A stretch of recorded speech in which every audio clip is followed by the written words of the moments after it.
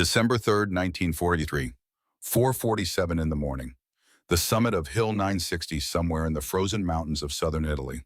Sergeant William Buck Stanton pulled himself over the edge of the cliff. His fingers wrapped in torn wool gloves were no longer part of his body. They were frozen tools at the end of his arms. Tools that had carried him up 2,000 feet of vertical rock in the middle of a blizzard. Tools that had kept him alive when every rational part of his brain screamed that he should be dead. He did not stand. He rolled onto his side on the frozen gravel and lay there, his chest heaving, his breath coming in ragged gasps that crystallized in the air before his face. The wind at the summit was not wind. It was a living thing, a screaming entity that tore across the ridge with the force of a freight train carrying ice and sleet and the promise of death. Behind him, 599 men were strung out on ropes down the face of the cliff. Men who had climbed through the night. Men who had done what every military expert in Italy said was impossible. But Buck did not think about impossibility. He thought about the next 30 seconds. Because 30 yards ahead through the driving sleet, he could see the dark shape of a German machine gun nest. And if the gunner turned around, if the Germans discovered what was happening, then 600 men would die on this frozen rock before the sun rose. The world had been reduced to three elements: cold, darkness, and the absolute necessity of silence. Buck pushed himself to his hands and knees. His V-42 stiletto, the 7-inch fighting knife with the leather washer handle, was already in his right hand. He had not remembered drawing it. The weapon had simply appeared as natural as breathing. He looked back down the cliff edge. One by one, shadows were pulling themselves over the lip of rock. Ghosts in white winter camouflaged their faces painted black with charcoal and olive oil. They moved with the careful economy of exhausted men who knew that one sound, one mistake, would end everything. Corporal Jacques Frenchy Beaumont came over the edge. The big Canadian lumberjack from Quebec moved like a bear, powerful and deliberate. He carried his Bren gun strapped across his massive back. 20 pounds of British-made automatic weapon that he treated better than most men treated their wives. He caught Buck's eye and gave a single nod. They had done it. They had climbed a 2,000-foot vertical cliff in a blizzard in the dark with 60 pounds of combat gear. They had reached the summit of the most heavily fortified position in the German winter line, and the enemy had no idea they were here. Buck looked toward the German machine gun nest again. The gunner was facing the wrong direction, staring out over the cliff they had just climbed. An MG-42, the devastating German weapon that could fire 1,200 rounds per minute.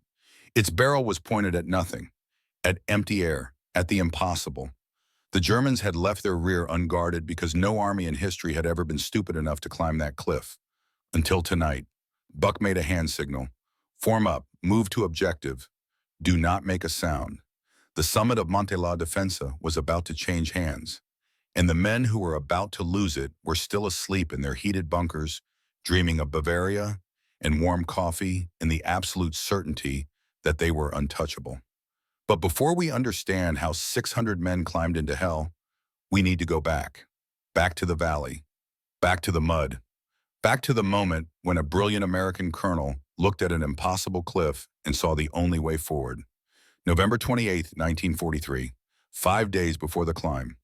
A forward command post in the Liri Valley, Italy. The rain had been falling for 3 weeks. Not the gentle rain of a spring shower. This was a cold, driving, vindictive rain that turned the Italian countryside into a wasteland of mud and misery. The sunny Italy of propaganda films the Italy of Roman ruins and olive groves and beautiful women in summer dresses did not exist. That Italy was a lie. This Italy was cold, wet, brutal, and utterly stuck. The Fifth Army under General Mark Clark had been trying to break through the German winter line for 2 months. 2 months of blood and mud and failed offensives. 2 months of watching young men die on hillsides for gains measured in yards. The Germans had turned the mountains of southern Italy into a fortress. And the key to that fortress, the western anchor that held the entire defensive line together, was a single mountain. Monte la Defensa, Hill 960 on the military maps, nearly 3,000 feet above the valley floor. A mass of volcanic rock that rose from the Liri Valley like a stone fortress built by God himself. Its northern face was a sheer cliff. Its southern approaches were a maze of machine gun nests, mortar pits and minefields that the Germans called the Devil's Garden. The 36th Texas Division had tried to take it 5 times. 5 bloody, futile assaults that ended with American bodies freezing on the lower slopes. The division had been pulled back, shattered, and demoralized. And now, in a forward tent that leaked rain and smelled of wet canvas and stale coffee, a new unit was receiving the mission that the 36th could not complete. Colonel Robert T. Frederick stood at the front of the tent. He was 36 years old, though the war had aged him beyond his years. His eyes were the eyes of a man who had seen too much death and knew he would see more before this was over. He had been wounded 4 times already just observing the front lines. Shrapnel in his arm, a bullet grazed across his ribs. He wore his injuries like a coat, barely acknowledging their existence. In front of him sat the officers of the 1st Special Service Force, the unit that everyone called the Devil's Brigade, though they had not earned that name yet. That name was waiting for them on top of the mountain.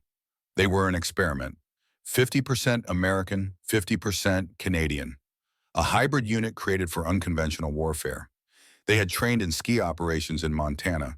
They had practiced amphibious landings. They had learned parachute tactics.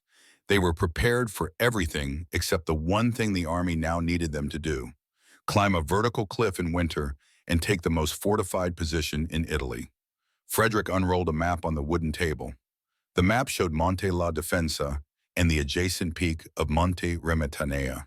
The 2 mountains formed a natural gate. Beyond that gate lay the Leary Valley, and beyond the Leary Valley lay the road to Rome. "Gentlemen," Frederick said. His voice was quiet. He did not need to shout. These men were professionals. They leaned forward and to hear him. The 36th Division tried to take this mountain 5 times. 5 times they were slaughtered on the approaches. Command has concluded that a frontal assault is not viable. The German defenses are too strong. The minefields are too dense. The machine gun positions are too well placed. He paused. Let the weight of those words settle in the tent. So we are going to do something that has never been attempted in military history. We are going to climb the eastern face, he pointed to the map, the sheer cliff that rose 2,000 feet from the valley floor. Lieutenant Colonel Daniel Hartman, the second in command, a steady man from Ohio who had fought in North Africa, looked at the map. Then he looked at Frederick. "Sir, that is not a climb. That is a technical ascent. In winter, in the dark, with full combat gear." Frederick met his eyes. "That is correct. And that is exactly why the Germans have left it unguarded." The tent fell silent. Outside, rain hammered on the canvas. Somewhere in the distance, artillery rumbled like thunder. Buck Stanton sat in the back of the tent. He was 28 years old, though the last year had added a decade to his face. He studied the aerial photographs that Frederick was passing around. Black and white images of the cliff face. Images that made his stomach tighten with a familiar mix of fear and excitement. Buck was from Montana, from a small town at the base of the Rockies where the mountains were not scenery. They were work. His father had been a timberman who died in a logging accident when Buck was 16. His mother and younger sister Mary depended on Buck to support them. So he became a mountain guide, leading rich tourists up peaks they had no business climbing, teaching city people how to not kill themselves on rock faces. He was good at it, very good. He could read a mountain the way some men read books. He knew where the rock was solid and where it would crumble. He knew how to find the invisible line that connected handholds up an impossible face. And he knew, looking at the photographs of Monte la Defensa, that this climb would kill men. But he also knew it was possible. Barely. The question was whether Frederick understood what he was asking. Buck raised his hand. "Sir, I have led climbs in Montana in winter. I can tell you that what you are proposing is at the absolute edge of what trained climbers can do. And these men," he gestured around the tent, "most of them are not trained climbers. They are soldiers who know how to scramble up hills. This is different. This is vertical. In ice, in the dark. Men will fall. Men will die before we fire a shot." Frederick nodded slowly. "You are correct, Sergeant Stanton. Men will die, but more men will die if we try another frontal assault. The mathematics of war are ugly. I am choosing the option that gives us the best chance of success with the fewest casualties. But I will not order any man to make this climb. This is volunteer only." He looked around the tent. "If you choose to go, you will train for the next 4 days. Sergeant Stanton will lead the training. We will climb at night. We will climb with full gear. We will prepare for every scenario we can imagine. And on the night of December 2nd, we will move out. We will climb that cliff. We will take that mountain. And we will open the road to Rome." He paused again. "Or we will die trying. Gentlemen, I need your answer by tonight." The officers filed out of the tent. Buck remained seated, staring at the photographs. He thought about his mother back in Montana, about his sister Mary, who was engaged to be married in the spring.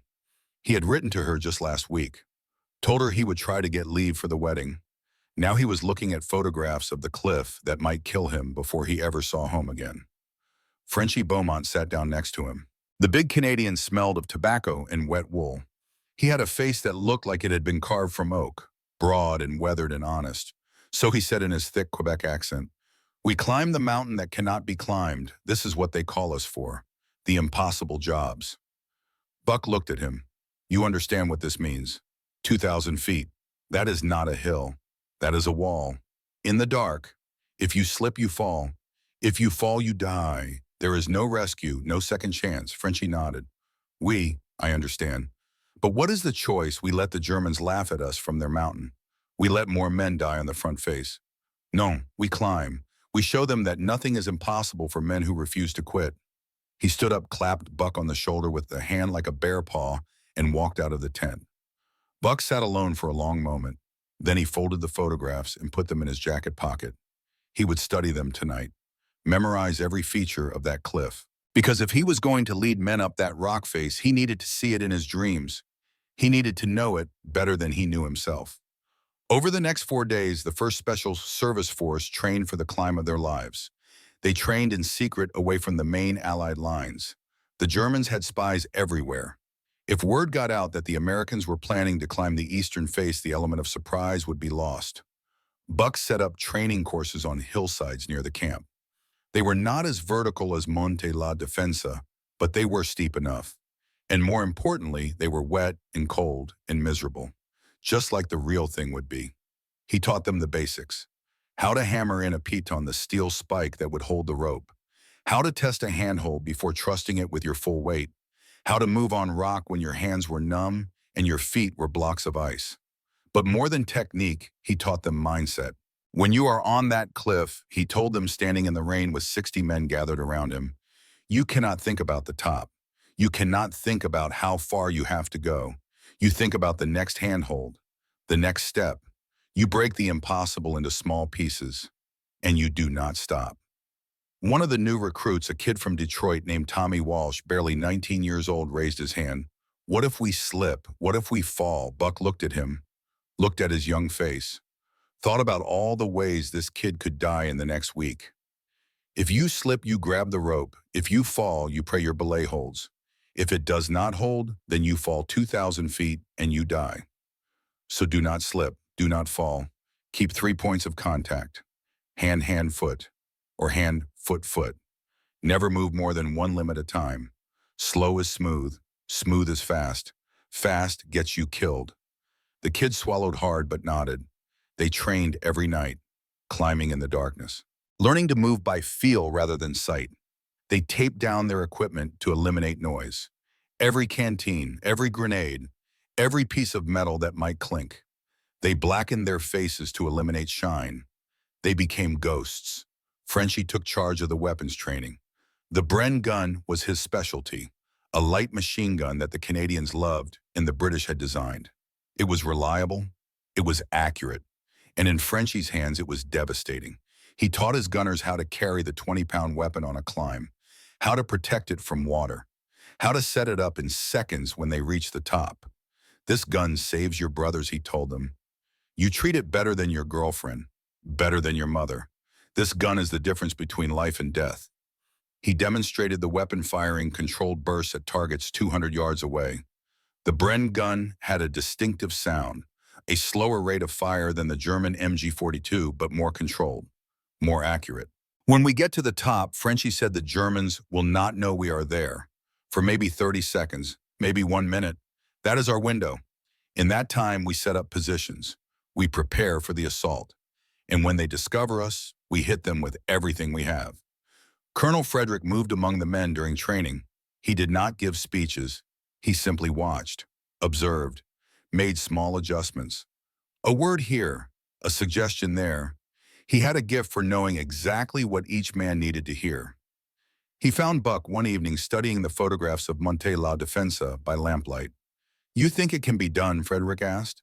Buck did not answer immediately. He looked at the photos, at the sheer face of rock, at the weather that would turn that rock into a frozen death trap. "Yes, sir, it can be done. But we will lose men. The cliff will kill some before the Germans do." Frederick nodded. "I know. But every option kills men. This one gives us the best chance of success." "And Buck," he paused, "when we get to the top, I need you to remember something. You are not just a climber. You are a soldier. When the shooting starts, you put away the ropes and you pick up your rifle. Can you do that?" Buck met his eyes. "Sir, I killed my first deer when I was 12. I can pull a trigger when I need to." Frederick smiled faintly.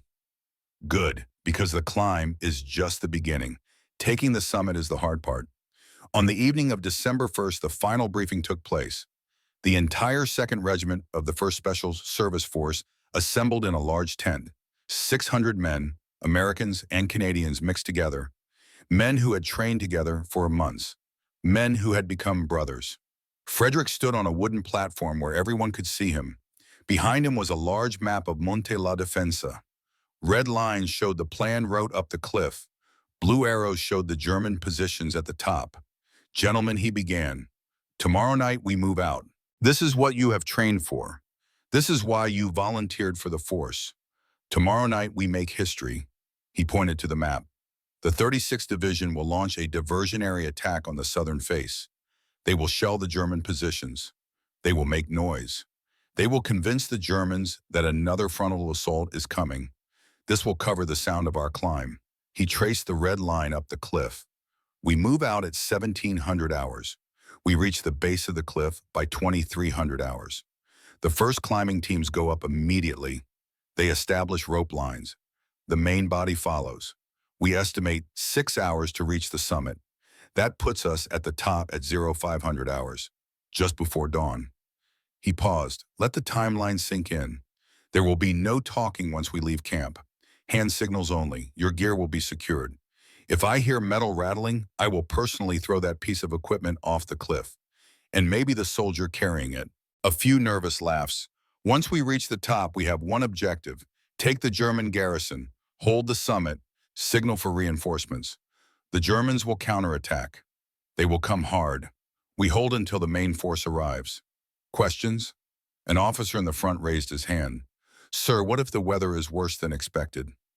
What if we cannot complete the climb?" Frederick's expression did not change. "Then we die on the cliff, because we are not turning back. Gentlemen, there is no retreat option here. Once we start up that rock face, we are committed. The only way off that mountain is over the tip or over the edge. There is no, middle ground." The tent fell completely silent. Buck sat with Frenchie near the back. He felt the weight of his V-42 stiletto on his hip, the blade he had sharpened to a razor edge, the blade he might have to use to kill a man up close. He had killed animals, deer, elk, even a bear once, but he had never killed a human being, never looked into another man's eyes and taken his life. Tomorrow night that might change. He thought about his father, about the day they found his body in the logging camp, about standing next to his mother at the funeral, 16 years old, suddenly the man of the family, about the weight of responsibility, about duty. His father had taught him that a man does what needs to be done whether he wants to or not. That is what separates men from boys. Boys do what feels good, men do what is right. Climbing that cliff was not going to feel good, but it was right. It was necessary, and Buck would do it. After the briefing, Frederick dismissed the men to prepare, but he called Buck and Frenchie aside. "You two will be in the first wave," he said. "Stanton, you lead the initial climb. Establish the first rope line. Beaumont, you follow with the Bren gun teams. Once the lead elements are up, you provide covering fire while the main body climbs." Both men nodded. Frederick looked at them for a long moment. "I picked you two because you are the best at what you do, but also because you understand what is at stake. This is not about glory. This is about opening a door that has been locked for 2 months. Behind that door are thousands of our brothers stuck in the mud. And beyond them is Rome. And beyond Rome is the end of this war. So when you are on that cliff tomorrow night, freezing and bleeding and questioning every decision that brought you to that moment, remember, you are not just climbing for yourselves. You are climbing for every soldier in this valley. He turned to leave, then stopped. One more thing. If I do not make it, he said quietly, make sure the mission succeeds anyway. Take that mountain. That is all that matters. Then he walked out into the rain. Buck and Frenchie stood in silence for a moment. Finally, Frenchie spoke. I think he said slowly that tomorrow night we find out who we really are, not who we think we are. Who we truly are when everything is taken away except the choice to climb or fall. Buck nodded. Yeah, I have been thinking the same thing. That night, Buck wrote a letter. He sat in his tent, rain drumming on the canvas, and wrote by candlelight. Dear Ma and Mary, he began. If you are reading this, it means I did not make it back. I want you to know that I am okay with that. Not happy about it, but okay. Ma, you taught me that a man has to stand for something or he will fall for anything. I am standing for something tomorrow. I cannot tell you what, but it matters. It matters a lot. Mary, I am sorry I will not be there to walk you down the aisle. Tell John he better treat you right or I will come back and haunt him. You deserve all the happiness in the world, kiddo. Do not waste a single day. I love you both. Remember me when you look at the mountains. I will be up there somewhere climbing towards something better. Your son and brother Buck. He sealed the letter. Put it with his personal effects. Tomorrow night, if he died, someone would mail it home. He lay down on his cot but did not sleep. He thought about the cliff, visualized the climb, saw himself moving up the rock face, finding handholds in the darkness, leading his men toward the impossible. And somewhere on top of that mountain, a young German soldier named Hans-Peter Mühlen settled into his bunker for the night. He poured himself a cup of coffee from a thermos. He wrote a letter to his father back in Bavaria. He told his friend Kurt about the latest rumors. The Americans were bringing in reinforcements, some kind of special unit. Kurt laughed. More targets for our machine guns, he said. Mueller nodded, but something in the back of his mind was uneasy. He could not name it, could not explain it. Just a feeling that something was about to change. He looked out into the darkness, into the storm. The eastern cliff, the impossible wall of rock, was somewhere out there in the black. Unguarded, unwatched, because no one was crazy enough to climb it. December 2nd, 1943, 1700 hours. The rain had stopped, but the storm had not. Now it was sleet, frozen rain that stung exposed skin like tiny needles. The temperature was dropping. By midnight, it would be below freezing. Perfect weather for a climb. 600 men assembled in the staging area. They moved in silence. Faces already blackened. Gear already secured. They looked like shadows, like ghosts preparing to haunt a mountain. Buck stood at the front with the lead climbing team. 12 men, the best climbers in the force. They carried the pitons, the hammers, the precious nylon ropes that would save lives or fail and kill men. Frenchie stood with his Bren gun team. 20 Canadians each carrying part of the machine gun system, ammunition, spare barrels, cleaning kits. Everything needed to provide sustained fire at the summit. Frederick moved among the men one last time. He did not speak. He simply looked each man in the eye. A moment of connection, of acknowledgement, of respect. Then he gave the signal. Move out. They moved into the darkness. Single file, following white tape markers that scouts had laid the previous night. They passed through the American lines. Sentries watched them go, knowing where they were headed, knowing what they were about to attempt. One sentry, an old sergeant from Texas, made the sign of the cross as they passed. God go with you, boys, he whispered.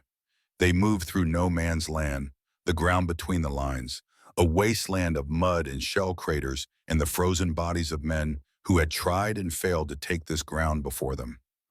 Buck stepped over a corpse, an American soldier from the 36th Division, still in his uniform, eyes open, frozen in the moment of death.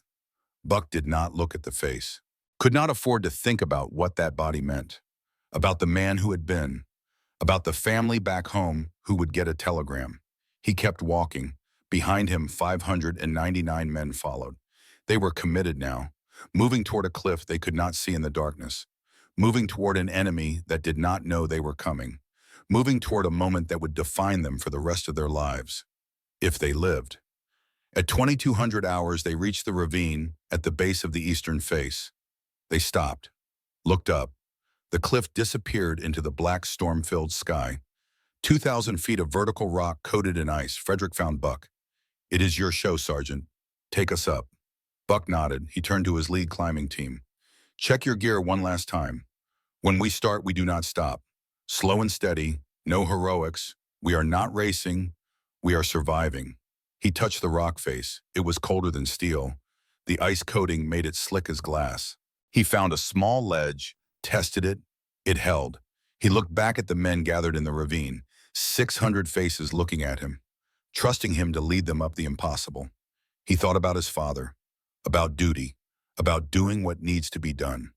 Then William Buck Stanton, 28 years old from a small town in Montana, began to climb into hell. Behind him, the Devil's Brigade followed, and on the summit, completely unaware, Hans-Peter Mueller slept. 2,300 hours, the base of Monte la Defensa, the moment the first piton bit into frozen rock. Buck Stanton stood at the bottom of 2,000 feet of vertical darkness and lifted his hammer. The steel spike in his left hand was cold enough to burn through his glove. He found a crack in the volcanic stone, positioned the piton, and swung. The sound was a dull clink muffled instantly by the wind and the distant thunder of artillery. The 36th Texas Division had begun their diversionary barrage right on schedule. 105mm howitzers pounding the southern face of the mountain. The sound rolled across the valley like a continuous drumbeat of death.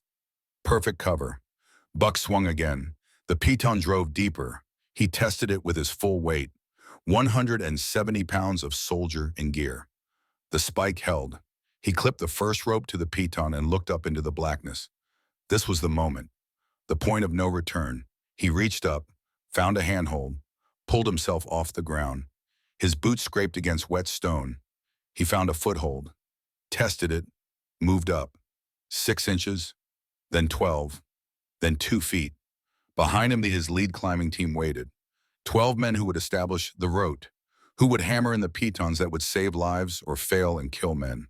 They watched Buck disappear into the darkness above them, his white winter camouflage blending into the storm until he was just a shadow, just a ghost climbing towards something they could not see.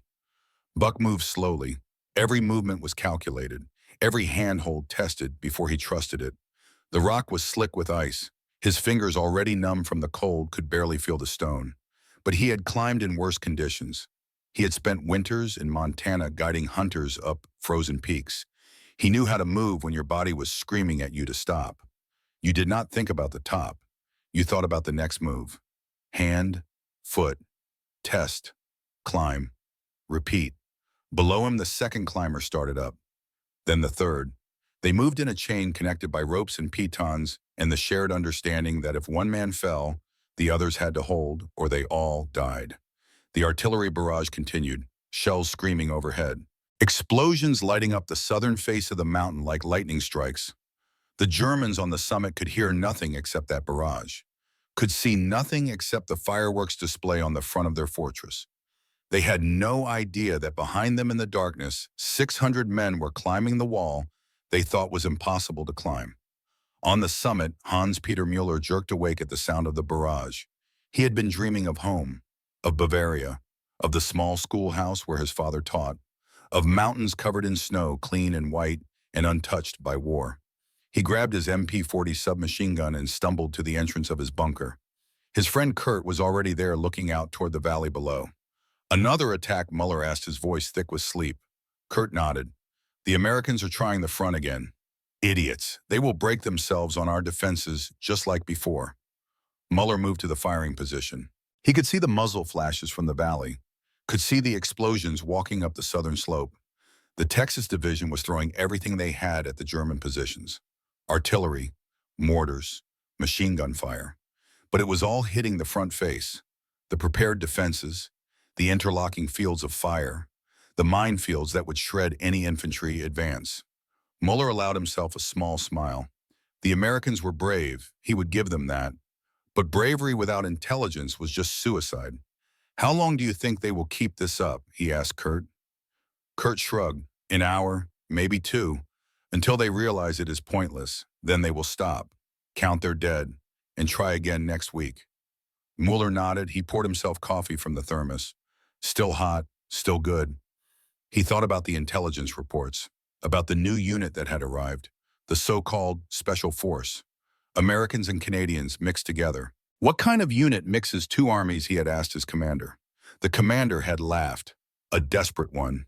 The Americans are running out of men. Now they need the Canadians to fill their ranks. It means nothing. They are still just soldiers, and soldiers cannot take this mountain. Mueller sipped his coffee and watched the artillery show. He did not think about the cliff behind him, the eastern face, the 2,000-foot wall of ice and stone. No one thought about that cliff. It was geological fact, a natural barrier that required no guards, no defenses. It was impossible to climb. 50 feet up the cliff, Buck Stanton paused to catch his breath. His lungs burned, his fingers were beyond pain. They were just tools now, frozen meat at the end of his arms that somehow still functioned. He had established 3 pitons so far, 3 anchor points for the men climbing behind him. He could hear them below, the soft scrape of boots on stone, the quiet metallic click of carabiners on rope. They were moving well. No panic, no noise. He looked up. The cliff disappeared into darkness and sleet. He could not see 10 feet ahead. Had to climb by feel, by instinct, by the sense that came from years in the mountains. Find the line. Every cliff face had a line, an invisible path that connected the possible handholds. The climber's art was seeing that line when no one else could. Buck reached up. His hand found a small ledge. He tested it, pulled. It held. He moved up. Another foot. Another small victory against gravity. Behind him, the second wave was starting up. 20 men, then 40, then 100. The cliff face was becoming a vertical highway of bodies. Men hauling themselves up ropes. Men jamming frozen fingers into cracks. Men fighting for every inch. And the artillery kept firing, covering their sounds, hiding their presence. 1 hour into the climb, Buck was 200 feet up, 1/10 of the way to the summit. His whole world had shrunk to the 3 feet of rock in front of his face. Nothing else existed.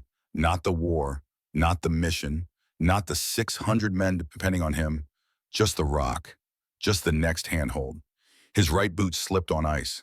For a heart-stopping moment, he swung out from the cliff, held only by his grip on a thin ledge. His body weight pulled at his frozen fingers. He could feel them starting to slide. He did not panic. Panic killed climbers faster than falls. He swung his left leg up, found a foothold, pushed, got his weight back over his center of gravity. Stable again. Close. Too close. He forced himself to breathe. Slow and steady. Then he kept climbing. Below him, young Tommy Walsh from Detroit was having his own private war with the mountain. The 19-year-old had never climbed anything higher than a fire escape before joining the force. Now he was 400 feet up a frozen cliff in the middle of a blizzard with 60 pounds of gear trying to drag him backward into space. His arms shook. His legs trembled. Every muscle in his body screamed for rest. But there was no rest. You could not stop on a vertical cliff. You had to keep moving or you froze to death. He reached for the next handhold. His glove slipped. His hand came off the rock. His full weight hit the rope. For a terrible moment, he swung free. His shoulder smashed into the cliff face. Pain exploded through his arm. He bit down on his lip, tasting blood, fighting the urge to scream. Above him, the climber on belay felt the sudden weight, held the rope, stopped the fall. Tommy swung in space, his boots scraping for purchase on slick stone. Panic clawed at his throat. He was going to fall, going to die, going to plummet 2,000 feet into darkness. Then a boot appeared in front of his face. Buck had climbed back down. "Grab it," Buck whispered. "Grab it now, kid." Tommy reached up with shaking hands, caught the boot. Buck pulled. Tommy's feet found rock. He was back on the cliff. "You are doing great," Buck said quietly. "Just keep moving. One hand, one foot. Do not think about anything else." Tommy nodded, unable to speak. His whole body was shaking, but he kept climbing. Buck watched him for a moment, saw the kid fighting his fear, saw him win.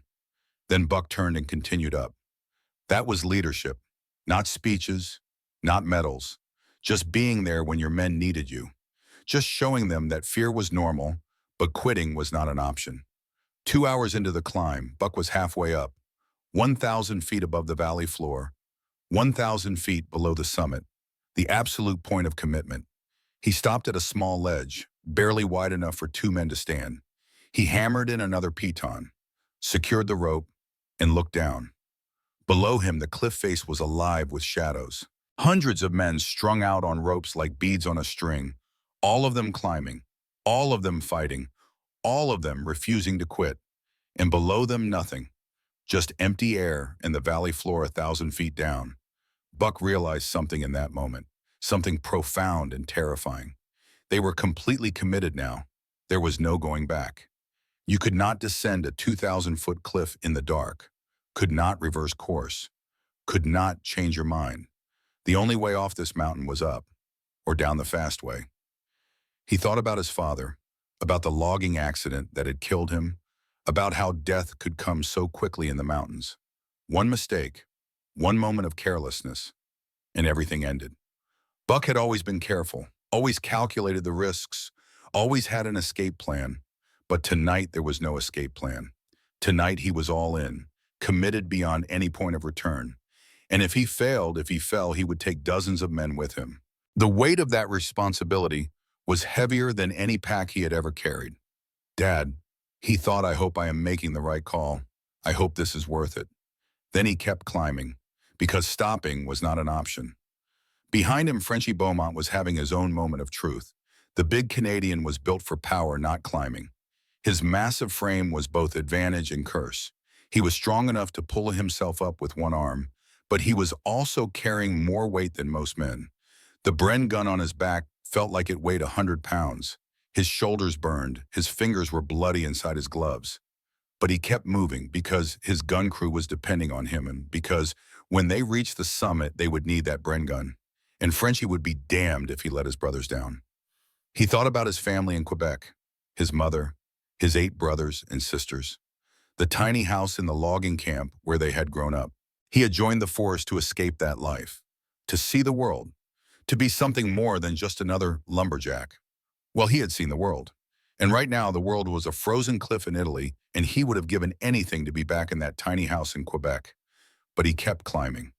On the summit, Muller finished his coffee and went back inside the bunker.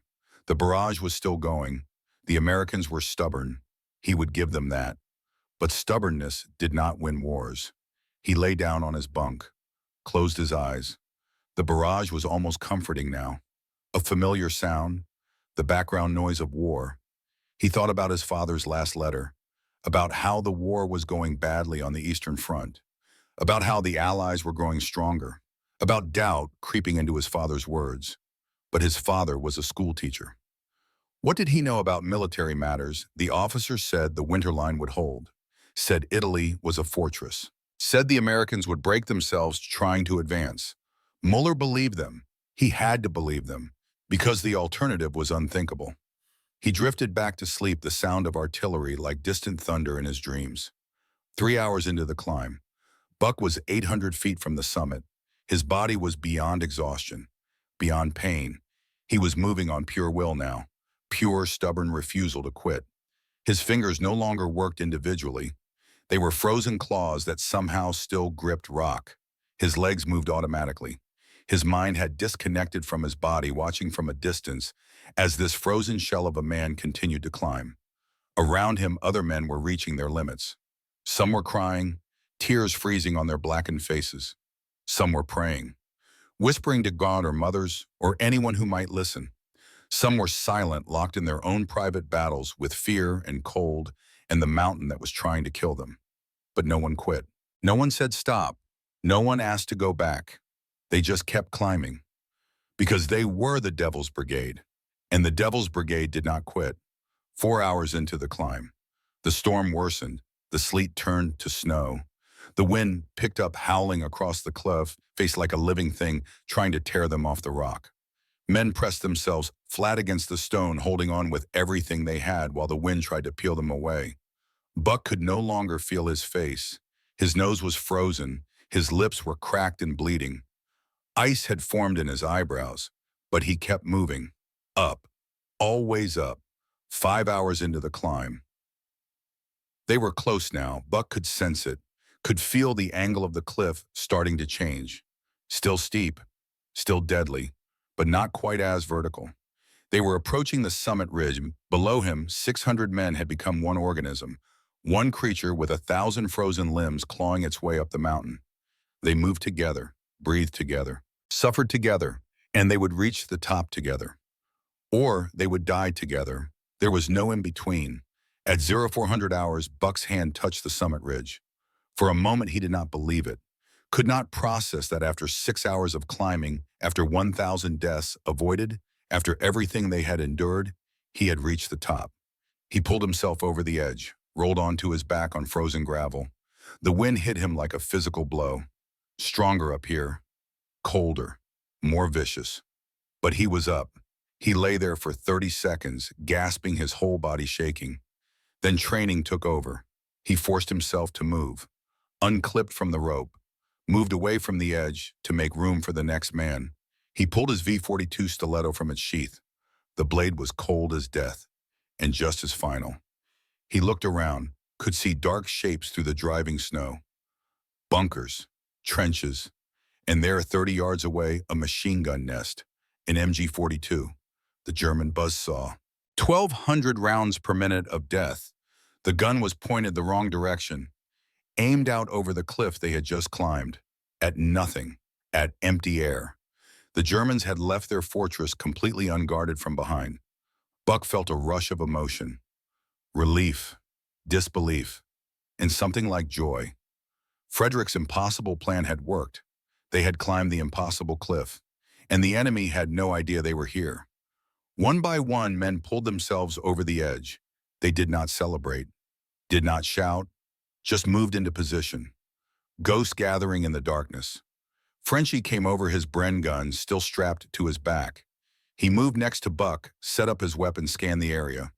200 men on the summit now. Then 300, then 400. An army materializing out of the storm, out of the impossible, and still the Germans slept. At 0445, Buck and Frenchie moved forward, scouting, looking for the main German positions. They passed the unmanned MG-42, past trenches that pointed the wrong direction, past bunkers with their backs to the cliff. It was perfect, too perfect. For a moment, Buck wondered if this was a trap, if the Germans were waiting for them to commit. But no, the bunkers were warm. He could smell cooking, coffee, tobacco. These were men at rest, men who felt safe, men who were about to have a very bad morning. Then it happened. A German soldier stepped out of a bunker, a sentry returning from the latrine. He stopped, squinted into the sleet, saw movement. His eyes went wide, his mouth opened. As alarm, he started to shout. Buck moved. 10 yards in 2 seconds. The V-42 came up. 7 inches of steel found its mark. The sentry's cry was choked off before it could form. He slumped against Buck, his Mauser rifle clattering on the rocks. That sound, metal on stone. In the relative quiet of the summit, it was catastrophic. Buck lowered the body, looked at the young face. Maybe 20 years old. Probably had a family. Probably had dreams. Buck felt sick, but there was no time for guilt. No time for humanity. A Canadian lieutenant saw what happened, saw the rifle fall, knew the sound would wake the Germans. He made the decision, opened his mouth and screamed one word. Fire! The summit of Monte la Defensa exploded into war. Frenchie's Bren gun opened up, the distinctive sound cutting through the wind, tracers lancing into the darkness. He aimed at a bunker entrance. 30 rounds, controlled burst, then another. Inside the bunkers, Germans jerked awake, confused, disoriented. The sound of gunfire was wrong. The direction was wrong. It was coming from behind them. Muller sat up so fast he hit his head on the bunk above him. His hands fumbled for his MP-40. The sound was unmistakable. A Bren gun, British weapon, but it was behind him. How could it be behind him? Kurt was at the door. Was Istus? What is that? And then the world exploded. An American pineapple grenade bounced through the entrance, rolled on the floor. Kurt had time to see it, time to understand, Time to open his mouth. The explosion was confined by the bunker walls. The concussion was devastating. Muller was thrown backward. His ears rang. The air was full of dust and smoke and the smell of explosives. Kurt was gone. Just gone. Where he had been standing was now empty space and blood. Muller could not process it, could not understand. One second his friend was there, the next he was not. He stumbled to his feet, grabbed his weapon, looked out the bunker entrance. What he saw destroyed everything he believed. The summit was full of soldiers, but they were not German soldiers. They wore white winter camouflage. Their faces were painted black. They moved like devils, like demons risen from hell itself, and they were behind the German lines. Alarm, Muller screamed. Alarm, sie sind hier, they are here. Germans poured from their bunkers, half-dressed, confused, terrified. They ran straight into a wall of lead. The Devil's Brigade was no longer silent, no longer ghosts. They were screaming, howling. 6 hours of climbing, 6 hours of cold and fear and death avoided. All of it unleashed in one savage wave of violence. Tommy Walsh, the kid from Detroit, who had almost fallen, was now fighting with a fury that had surprised even himself. His M1 Garand barked. 8 shots, reload, 8 more. He was not thinking, just reacting, just surviving. Buck moved through the chaos with his V-42 in one hand, his Garand in the other. He saw a German soldier raising a rifle. Buck fired first. The man went down. Another German came around a corner. Buck's knife took him before he could raise his weapon. This was not climbing. This was killing. And Buck discovered something terrible about himself. He was good at it. Frenchie's Bren gun never stopped. He fired in controlled bursts, changing barrels when they overheated. His gun crew feeding him ammunition. He was the anchor, the rock that the assault flowed around. Mange de la merde, he roared. Eat shit. The Germans tried to fight back. These were elite mountain troops. Gebirgsjäger, the best Germany had. They recovered quickly, started to organize. An MG-42 opened up from a fortified position.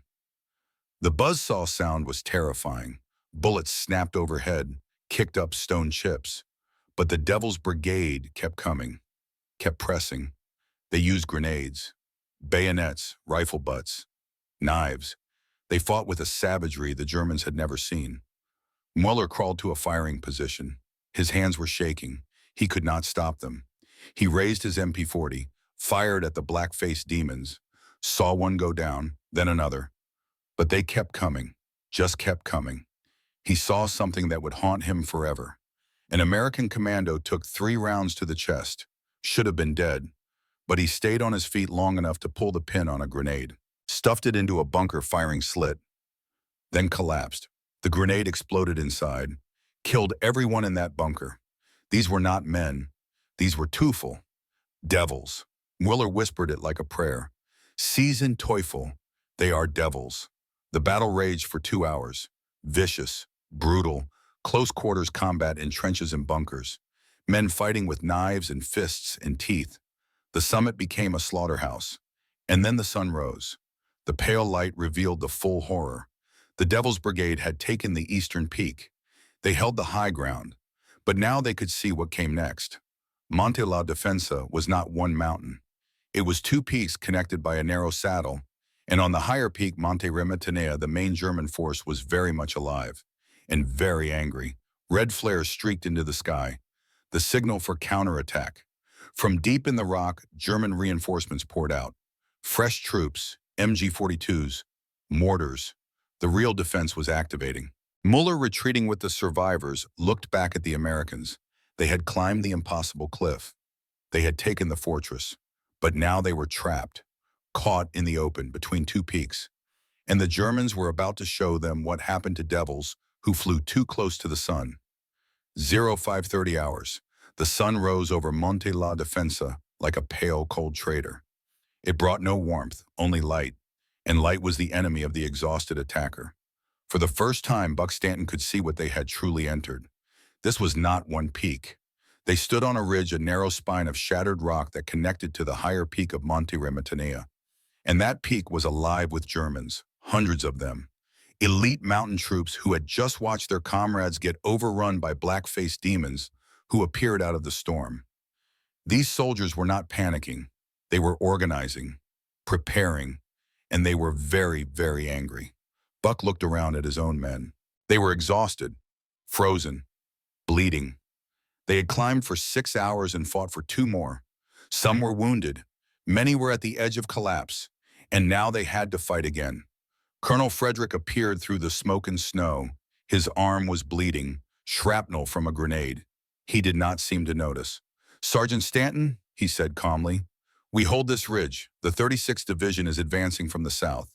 If we can hold for 3 hours, they will link up with us, but the Germans are going to try to push us off before that happens." Buck nodded. His throat was too dry to speak. He looked at the narrow saddle between the 2 peaks. "Open ground, no cover. A killing field. That is where they will hit us," Frederick continued. "We put everything we have into that saddle. Machine guns, riflemen, grenades. We make them pay for every inch." "How many men do we have effective?" Buck asked. Frederick's jaw tightened. "Maybe 400 still able to fight. We took casualties on the climb. More in the assault. And some are too frozen to hold a rifle. 400 men to hold a mountain against an entire German regiment." The mathematics were ugly, but there was no choice. They could not go back down the cliff, could not retreat. The only option was to hold, or die trying. Buck moved to his position, found Frenchie setting up his Bren gun behind a low wall of rocks. The big Canadian's face was gray with exhaustion, but his hands were steady as he loaded a fresh magazine. "How many rounds you got left?" Buck asked. Frenchie checked his ammunition pouches. "Maybe 300. After that, I throw rocks." Buck almost smiled. "Almost. Make them count." Tommy Walsh crawled up next to them. The kid from Detroit looked 10 years older than he had yesterday. His hands were shaking. His eyes had the 1,000-yard stare of a man who had seen too much. "You okay, kid?" Buck asked. Tommy nodded. But it was a lie, and they both knew it. "I killed 2 men," Tommy said quietly. "Maybe 3. I am not sure. It happened so fast." Buck put a hand on his shoulder. "You did what you had to do. What we all had to do. You saved lives. Remember that. The men next to you are alive because you fought." Tommy looked at him, searching for absolution, for permission to feel human again. Does it get easier? Buck thought about the sentry he had killed, about the young face, about the photograph of the girl. "No," he said honestly. "It does not get easier. But you learn to carry it, and you remember why you are here. You are here for your brothers, for the men next to you. That is all that matters." A red flare burst in the sky over Remetania. "The signal. Here they come," Frenchie said. The German counterattack came like a storm. Not a disorganized charge. A calculated assault by professional soldiers who knew exactly what they were doing. They came from 3 directions. Mortar rounds began walking across the saddle.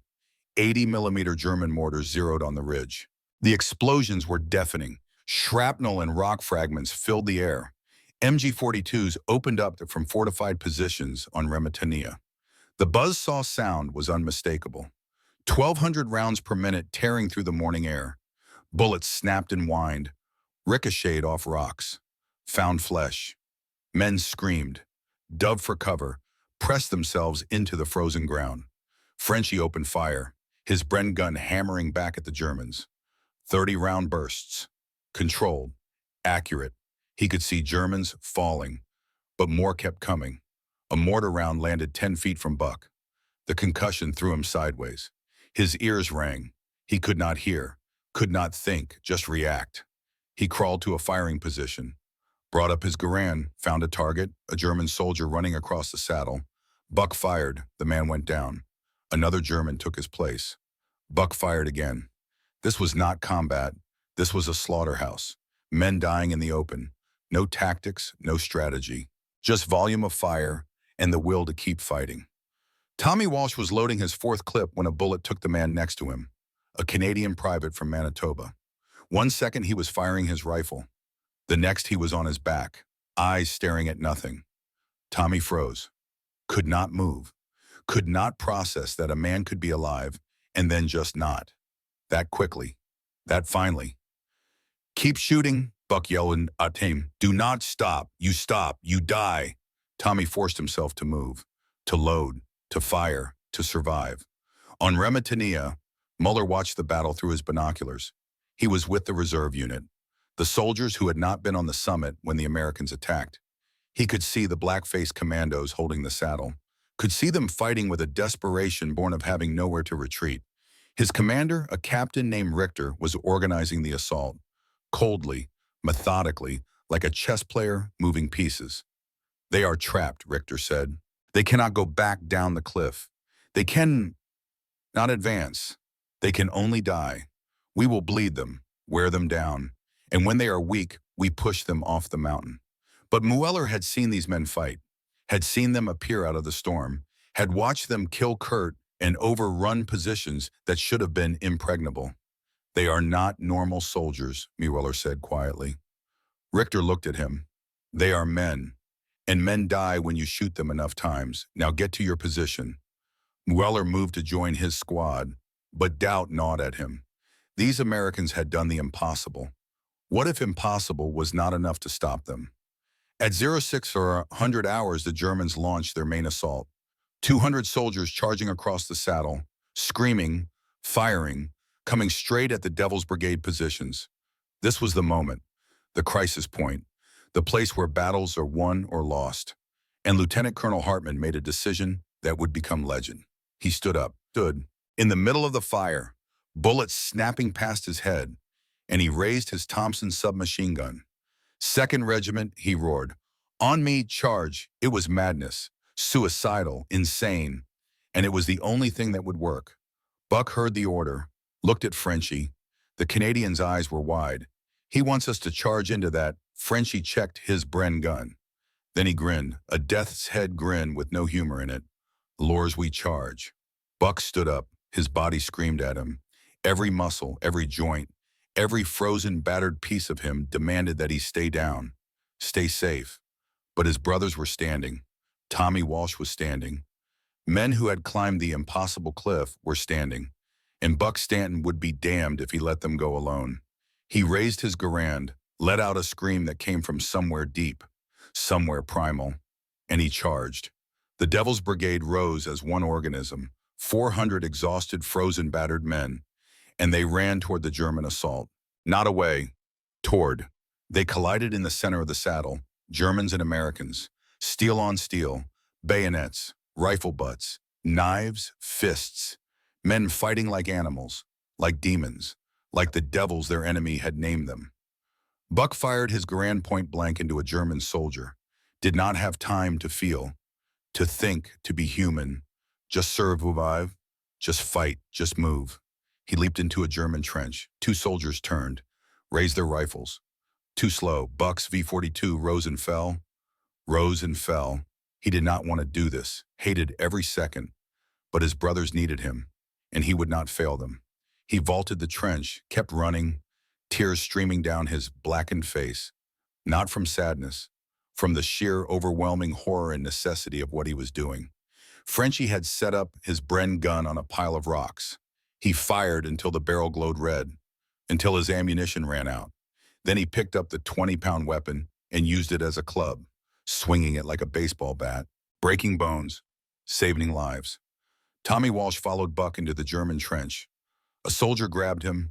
They wrestled, rolled in the mud. The German was older, stronger. His hands found Tommy's throat. Tommy's vision started to gray. His lungs screamed for air. This was it. This was how he died. In a trench in Italy, 19 years old, never kissed a girl, never lived. Then Buck was there, pulled the German off, ended it with his knife. Tommy gasped, sucked in air, looked at Buck. "Thank you," he managed. Buck pulled him to his feet. "Thank me later.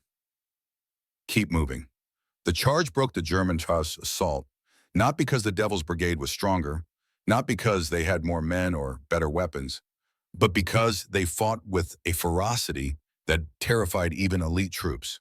They fought like men with nothing to lose, like men who had already died on the climb and were now just ghosts finishing their work. The Germans broke, fell back, retreated toward Remitania, and the Devil's Brigade held the saddle, but the cost was devastating. Buck collapsed, sat down hard on frozen ground. His hands were covered in blood. Not all of it his, maybe not any of it his. He could not tell anymore. Around him, men were scattered, some sitting, some lying, some not moving at all. Medics moved among them, calling for stretchers, for morphine, for miracles. Frenchie limped over. His left leg was bleeding. A bullet had gone through his thigh. But he was walking, somehow still walking. "We did it," he said. His voice was flat, empty. Buck looked around, at the bodies, American, Canadian, German, all mixed together in death. "Did we?" he asked. By 0830 hours, organized German resistance collapsed.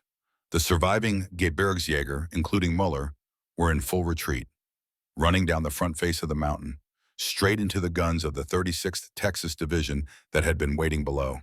The trap closed. The winter line was broken. Muller ran. Weapon abandoned. Pride abandoned. Just running, trying to stay alive. He looked back once, saw the black-faced devils standing on the ridge. Victorious. Impossible. And he understood. Everything he had been told, every piece of propaganda, every assurance of German superiority, all lies. These Americans had climbed a cliff that could not be climbed, had fought a battle they could not win, and they had won it anyway because they refused to accept impossible. Muller was captured 3 hours later, along with 40 other survivors.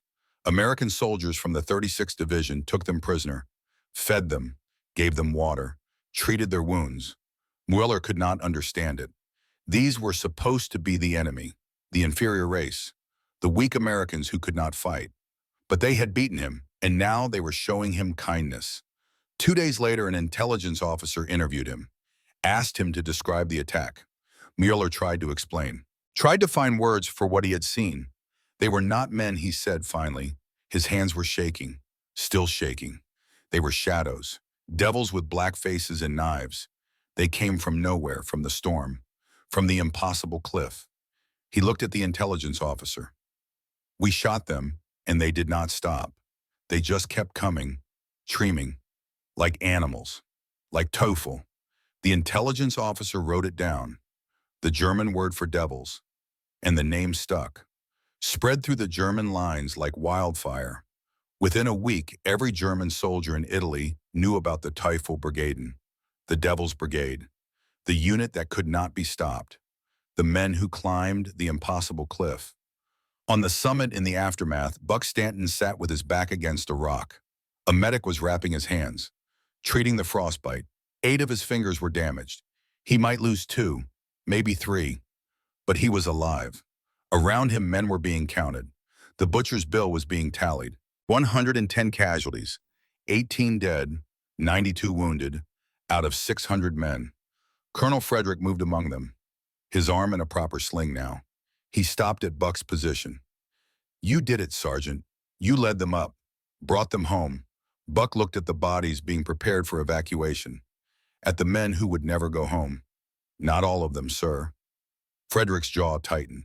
"No, not all of them, but enough to break the line, enough to open the road to Rome." He paused. "What you did here will be studied for generations. You accomplished something that military experts said was impossible. You proved that determination and courage can overcome any obstacle. That is the American way, Sergeant. That is what we fight for." Buck nodded, too tired to speak. Frederick moved on, and Buck closed his eyes, tried not to see the faces, the sentry he had killed, the German soldiers in the trench, all the ghosts he would carry for the rest of his life. But he had done his duty, had led his men, had accomplished the mission, and somehow that would have to be enough. 15 years later, New York City, 1958. Buck Stanton walked into a small cafe in Manhattan. He was 43 now. The war was long over. He had gone back to Montana, back to the mountains, started his guide service again, married a local girl, had a daughter, but the war never really left him. The nightmares came less frequently now, but they still came. The climb, the battle, the faces of the men he had killed.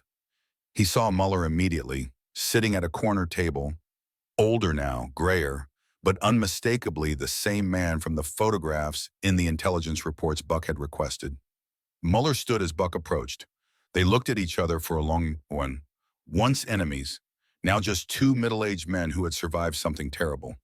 They shook hands, sat down, ordered coffee. The silence stretched. Neither knew how to begin. Finally, Mueller spoke. "Thank you for agreeing to meet. I was not sure you would." Buck stirred his coffee. "I almost did not. I spent 15 years trying to forget that mountain. Your letter made me remember." Mueller nodded. I understand. I have tried to forget as well, but I cannot. That night changed everything for me. Everything I believed, everything I was told." He pulled out a worn photograph, showed it to Buck. "This is Kurt, my friend. He died in the first explosion. When your grenade came through the bunker door." Buck looked at the photo, a young man, smiling, full of life. "I am sorry," Buck said, and meant it. Mueller put the photo away. "And this is Johann, the sentry you killed at the beginning. He was from my village, 20 years old. Was going to marry his sweetheart when the war ended." Buck's hands tightened on his coffee cup. "I remember him. I see his face sometimes, when I cannot sleep." Mueller looked at him with something like understanding. "You were a soldier, following orders, doing your duty, as was Johann, as was Kurt, as was I. We were all just men trying to survive a war we did not start." He paused. "But there is something I need to tell you. Something I have carried for 15 years. After the battle, we called you devils. Teufel. It spread through the German lines, became legend. Buck knew. The Devil's Brigade name had followed them through the rest of the war.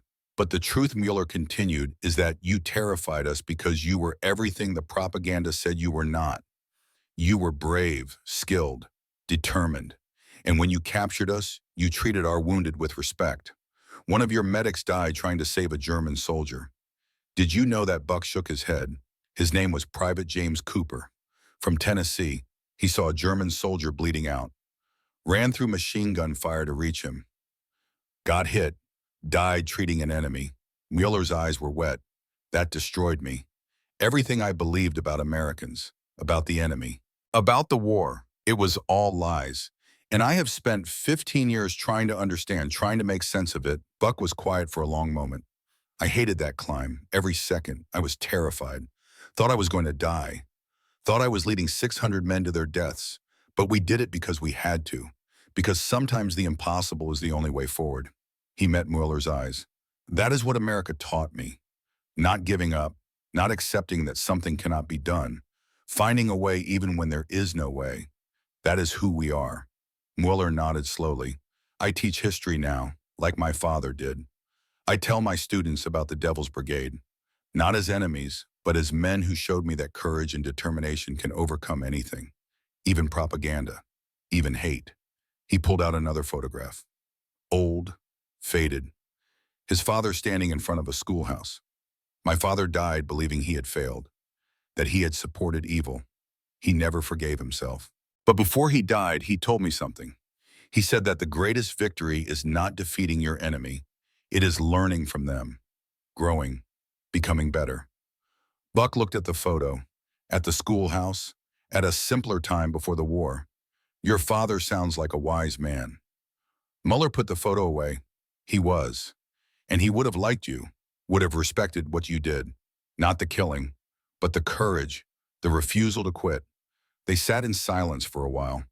Two veterans, two former enemies, two men who had learned that war makes monsters of everyone and the only redemption is in how you live afterward. Finally, Buck spoke. "I have a daughter, Sarah. She is 12. I take her climbing in the mountains, teaching her what my father taught me about respect, about nature, about doing hard things." He paused. "Sometimes she asks me about the war, about what I did, and I do not know what to tell her. How do I explain that her father climbed a mountain to kill men, that I am proud of what we accomplished, but ashamed of what it cost?" Mueller leaned forward. "You tell her the truth. That war is hell, that good men do terrible things for necessary reasons, and that the measure of a man is not what the war made him do, but what he chose to become after." Buck felt something release in his chest, something he had been carrying for 15 years. "Yeah, maybe that is it." They talked for 3 hours, about families, about teaching, about mountains and memories and the weight of history. When they finally parted, they shook hands again. But this time it felt different. Not enemies, not quite friends, but something in between, something new. Muller stood at the cafe door. "Thank you, Sergeant Stanton, for meeting me, for giving me this." Buck nodded. "Take care of yourself, Herr Muller, and thank you for reminding me that the men I fought were human too." Muller walked away. And Buck sat back down, ordered another coffee, and for the first time in 15 years, he felt something like peace. The capture of Monte la Defensa did more than break the winter line. It proved something fundamental about the American spirit, that when faced with impossible odds, Americans do not quit. They find a way. They climb the mountain that cannot be climbed. They fight the battle that cannot be won. And they win anyway.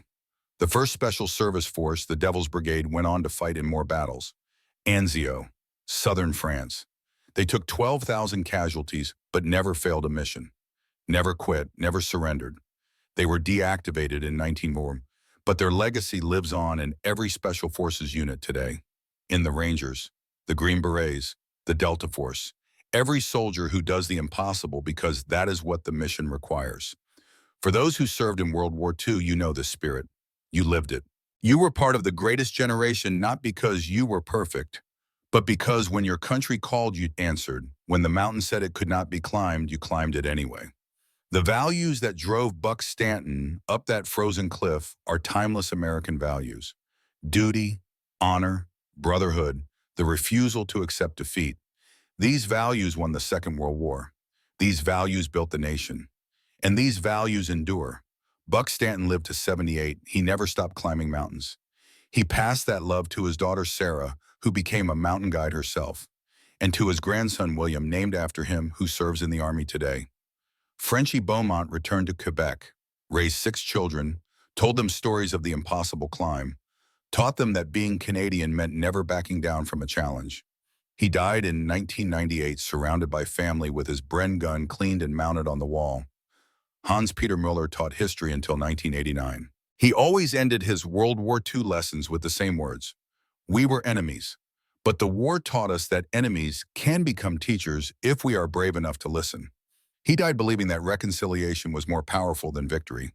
The Devil's Brigade was deactivated in 1944, but on Monte la Defensa, a plaque marks the summit. It reads simply, "Here the impossible became possible." Because on a frozen night in December 1943, 600 men refused to accept that impossible meant unbeatable. They climbed a vertical cliff in a blizzard. They took a fortress that could not be taken. They proved that the American spirit, when combined with Canadian toughness and sheer determination, can overcome any obstacle. That is the lesson. That is the legacy. That is what the Devil's Brigade teaches us even now, 80 years later. When the world says it cannot be done, Americans say, "Watch us." When the mountain says no one can climb here, we find a way. When the enemy says we are defeated, we charge.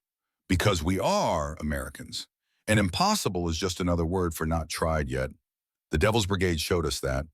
And their legacy lives on in every soldier who serves today, in every American who refuses to quit, in every person who looks at an impossible cliff and decides to climb it anyway. That is who we are. That is who we have always been. And God willing, that is who we will always be. Remember them. Honor them. And when you face your own impossible cliff, remember what they taught us. Sometimes the only way forward is up. And Americans never stop climbing.